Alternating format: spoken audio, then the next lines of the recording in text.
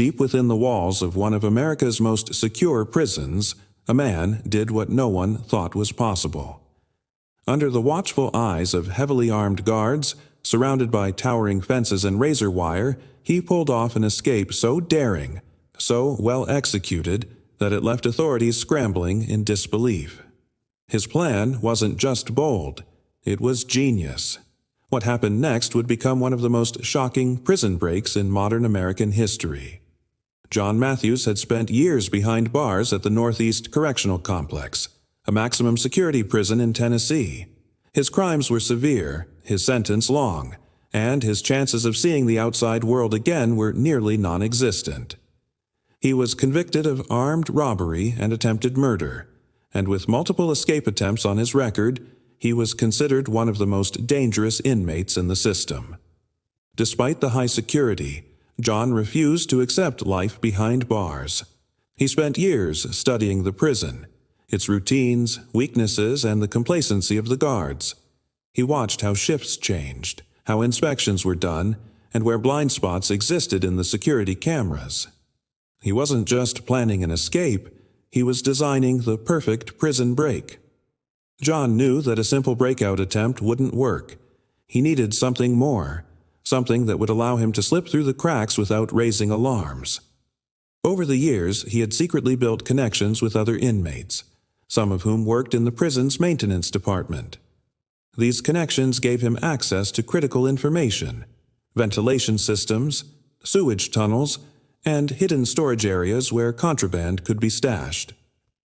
His escape plan revolved around a forgotten tunnel beneath the prison, one that had been sealed off decades ago but never properly monitored.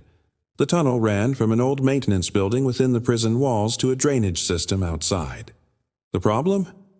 The entrance was covered by a heavy steel grate, locked and bolted from the outside.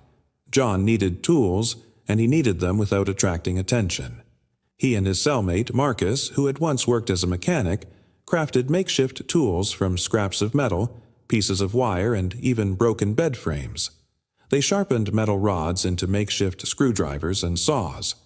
Every piece was smuggled, hidden, and passed between trusted inmates without alerting the guards. The plan had to be executed with perfect timing. A single mistake would mean solitary confinement, or worse. He studied the guard shifts for months, noting the exact time when the least number of officers were on patrol. The sweet spot was between 2:30 a.m. and 3:15 a.m., when most guards were either on break or patrolling other sections.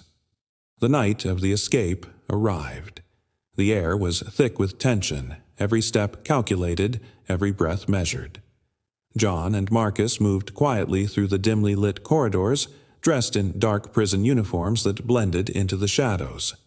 Their first objective, reaching the abandoned maintenance room without triggering any motion sensors.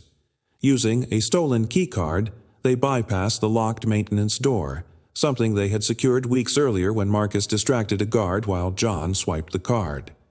Inside, they found the tunnel entrance just as they had planned. But there was one problem. The steel grate was tougher than expected. Their homemade tools were barely making a dent. Time was running out. They could hear distant footsteps, guards making their rounds.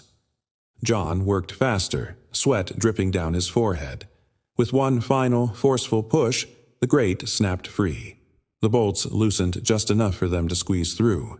They dropped down into the tunnel, landing in inches of stagnant water. The air was damp, thick with the stench of rust and decay. Crawling on their stomachs, they moved through the tight, pitch-black passage, using a piece of string tied to John's ankle to stay connected. If one got stuck, the other could pull them free. Just as they neared the tunnel's exit, disaster struck. A section of the tunnel had collapsed, leaving only a small opening barely big enough for one person at a time. John went first, pushing through the jagged debris, cutting his arms in the process. Marcus followed, but his foot got caught in a twisted piece of rebar. He struggled, panic setting in. John turned back, risking precious minutes to help Marcus free his foot. Finally, with one hard yank, Marcus was loose. They pushed forward, reaching the final grate that separated them from freedom. This was it, the last barrier. John used their last tool, a makeshift crowbar, to pry the rusted grate open. It groaned under the pressure, threatening to alert nearby security. With one final heave, the grate popped loose and fresh air rushed in. They emerged in a wooded area just outside the prison's perimeter. The escape wasn't unnoticed for long. By the time they were a mile away, the alarms blared through the night, sirens piercing the quiet darkness.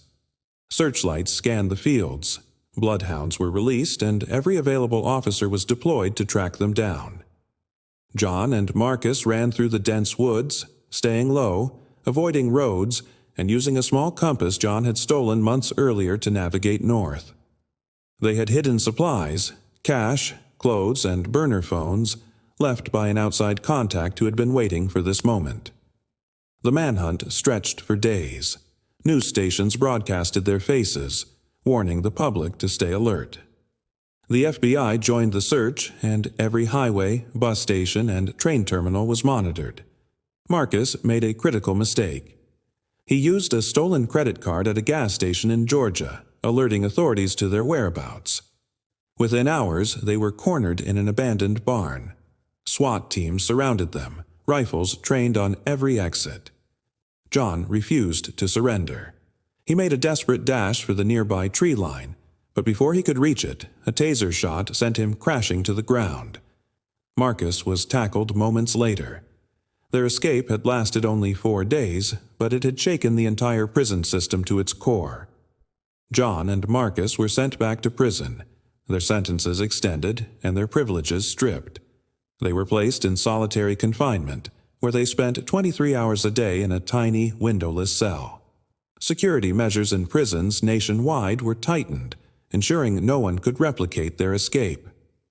Despite their failure, their story became legend, a testament to human ingenuity, determination, and the desperate will to be free. Even behind bars, John Matthews had achieved something extraordinary. He had outsmarted the system, if only for a brief moment.